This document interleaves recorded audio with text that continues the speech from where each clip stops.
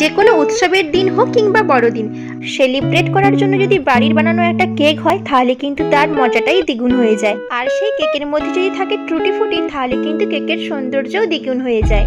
মাত্র কয়েক মিনিটের মধ্যে কিভাবে বাড়িতে আমি টুটি ফুটি বানাই সেটাই তোমাদের সাথে আজকে শেয়ার করে নেব। 3 পিস টাটকা পেঁপে নিয়ে নিয়েছি। এই পেঁপেগুলো একটু চৌকো করে ছোট্ট ছোট্ট করে কেটে নিয়েছি। 2 কাপ ফুটন্ত জলের মধ্যে 10 মিনিটের জন্য পেঁপের টুকরোগুলো একটু সেদ্ধ করে নেব। এরপর পেঁপের টুকরোগুলো জল ঝরিয়ে ছেঁকে রাখবো। সমপরিমাণে 1 বাটি চিনি আর 1 বাটি জল নিয়ে নিয়েছি। চিনির দানাগুলো ভালোভাবে মেল্ট হয়ে গেলে এরপর সেদ্ধ করে রাখা পেঁপেগুলো ওর মধ্যে দিয়ে চিনির রসের মধ্যে পেঁপেগুলো ভালোভাবে একটু ফুটিয়ে নিতে হবে। আর যতক্ষণ না চিনির সিরাপটি সম্পূর্ণভাবে পেঁপের মধ্যে শুকনো শুকনো করে একদম ঢুকে না যাচ্ছে ততক্ষণ নাড়াচাড়া করতে হবে। এরপর পেঁপের টুকরোগুলো ঠান্ডা হয়ে গেলে আলাদা আলাদা বাটিতে ফুড কালার মিশিয়ে একটু শুকনো করে নিলে রেডি হয়ে যাবে টুটি ফুটি। একসাথে অনেক রঙের টুটি ফুটি একসাথে বানালে রঙিন কাচের টুকরোর মতো এগুলো যেন চকচক করতে থাকে।